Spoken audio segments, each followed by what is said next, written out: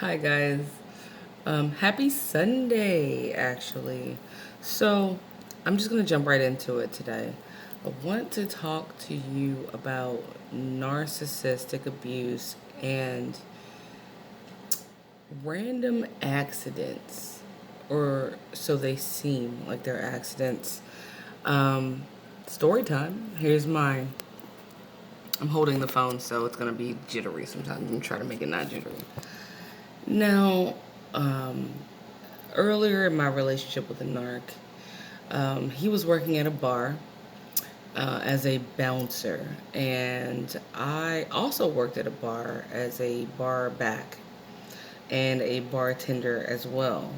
I had gotten off of work and I'd gone to his job, and I saw him like hug some lady.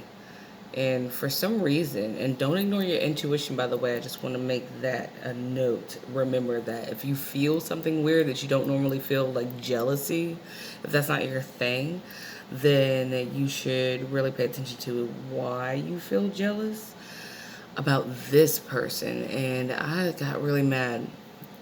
Long story short, I storm out of that bar after I cause like a complete scene, and I'm walking home. Now he goes after me. We get home, okay, and he goes into the bathroom, and I'm at the kitchen sink. Now, mind you, I had a futon at the time. It wasn't elevated because I didn't even realize. I mean, this futon came from Walmart, so I never noticed that the legs of the futon were inside of it. I mean, who would know that? So I left it like on the floor. In the sink, now picture this in your head. The sink is like far away, like as far away from me as that doorway right there. Okay, that's where the futon would have been while I'm here at the sink. And we're arguing, like we are going at it ferociously, right? And next thing you know, I'm waking up to the security guards in my building looming over me with the paramedics. And I'm like, they're like, "Are you okay?" I'm like, "Yeah, I mean, I feel fine." But I'm on the floor, and I'm rushed to the hospital and to the emergency room because apparently this side of my head was open, right? Like I had hit it on something, but there was literally nothing to hit it on. Okay? Literally nothing to hit it on. I had kind of just moved to that apartment, so I didn't have like a lot of furniture or anything like that. My son at the time, he was spending the night at his grandmother's. There were no toys out or anything for me to hit it on. And all of a sudden, I had this like head wound on the right side of my head, right here. And I'm laying on the table because I needed stitches in my head. And as the guy is putting like the needle in my head to numb it and give me stitches, he asked me a question. He said, "Do you remember anything that happened to you?" And I just shook my head slowly, disoriented, and I said, "No, I, I really don't. I can't remember what happened to me." And the narc was down there, like holding my hand, pretending to give a fuck, like as if he had feelings, and he started crying. Now, at the time, I thought that he was crying because he, cared about his partner being hurt or something like that. No, I later found out he was crying because more than likely he did it. Yeah. So he sews my head up, the doctor, and when we get home, the narc, as soon as we got into the safety and the comfort of the elevator to my building, he was kind of like, "Ugh, whatever. Like, you're a dumb bitch. I can't believe you did that. I can't believe you got so drunk you did that." No, I've never in my life been drunk to the point of passing out and blacking out. Now, if you have, I mean, that's you, no judgment. This is a judgment free zone. But in my particular life, I have never gotten so drunk that I blacked out and literally had a major accident and didn't know how it happened. So days later, I walk into my bathroom. Now, I have one of those bathroom trash cans. Bathroom trash cans are usually like, I don't have a circle one, I have like a little rectangle one. And they're like about yay high, whatever. And I keep smelling this insanely horrific smell. Like, just, I've never smelled anything like it before, to tell you the truth. So I take out the plastic that, bag that I have as a trash can liner, and it is full halfway. Now, if you know what a bathroom trash can's height is, it was filled halfway to that with my head blood from that night. And it was going rancid and stinking, right? That's disgusting as fuck. And honestly, when you calculate how tall a bathroom trash can is, to be filled with blood from you or your head, that was enough for me to have donated blood twice in one day. So I really should have had a transfusion. It was by the grace of God that I did not die that night and that I was actually sent home. Um, and it smelled like just foul. And I'm like, why? It didn't, it wasn't processed in my head at the time, but I'm like, he knew it was in there because he's the one that caught it. He said, "Oh, babe, you passed out and you hit your head on the side of the futon that was on the floor, which is really soft. And all this blood just started squirting out from your head, and I panicked." And I guess he caught it in the bathroom trash can.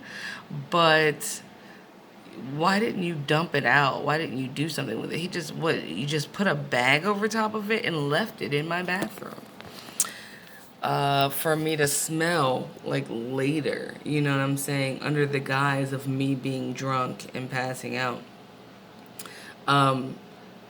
That was extremely gross. Now, this is what I think. I think that while we were arguing, he must have come up behind me without me hearing it and hit me in the head with something, or pushed me, or something abusive that caused me to hit the floor hard enough to break my head open, to the degree that blood was like squirting out of my head, like a juice bottle, like a juice box that a little baby squeezed too hard. My head blood was squirting out so profusely that it filled up half of a trash can in the bathroom. And do you think he helped me like recover? No. He went on about his day, fucking other people behind my back while we were married, while I had to take care of the kids, with this head blood spilling everywhere. So eventually, honestly, the hair, at some point, I have hair now, which I kind of refused to grow back for a little bit. Kind of paranoid about having long hair. If someone attacks you, they can just like grab it and whatever. That's a whole other story about paranoia. But at the time, I had a mohawk, so this was all shaved around the sides, and the hair for months would not grow back in this area right here. And so I eventually just said, fuck it. If this is what I'm gonna look like, I may as well. I enjoy tattoos. I'm just gonna tattoo over it. So between you and I, because no one else really knows this except me, the narc, and God, and now you, I secretly have a lightning bolt tattoo in that area. I just tattooed a lightning bolt over the bald spot that was there for months. All I'm saying is, definitely if you are in a narcissistic abusive relationship, or an abusive relationship in general, do not overlook accidents that may or may not happen to you. Shit, it could be your brake lines gave out, but really they were cut or something like that. And the narc will sit there and go, oh man, who would do that? Them. So I would say totally don't disregard that, and really watch yourself and get out of there as soon as you can and take care of yourself. And before it costs you your life, because it could have and almost cost me mine on numerous occasions. And now looking back, I know exactly what that was. There's no way that I passed out on something soft from a distance that far to where I am here. How could I have hit my head on anything? Even if it was the floor. No, that was broken open enough to cause me to bleed out from my head to fill up half of a trash can. So anyway, I just wanted to share that story with you guys just in case, you're going through something. It's very common to develop like, drug or alcohol abuse or cutting or anything, just anything off that's not who you are or normally are as a person. When you're going through narc abuse, you find all sorts of toxic ways to cope with that, because you're not even aware that you're in that type of relationship. So, and all the crazy making and stuff like that will cause you to probably turn to things like that. Because more than likely, you're not trying to tell your friends or family or peers or neighbors your business or what's happening, but it is happening and it is slowly driving you crazy. But if there's something that happened to you that looked like an accident, you just have to take into account it probably isn't. And to this day, I'm always going to be left to wonder what really happened. And honestly, the saddest part is until I die and come into a totally different existence to where my life is played back to me in 1000% truthfulness, I'll never know if he did it or not, but I'm pretty sure he did it. Anyway, I love you. I hope you love yourself, and if you don't, start, okay? And definitely watch yourself. Definitely watch yourself. Find a higher power to confide in. Pray, and get the fuck out of there. All right. Love you, and happy Sunday. Here's to life, right? Bye.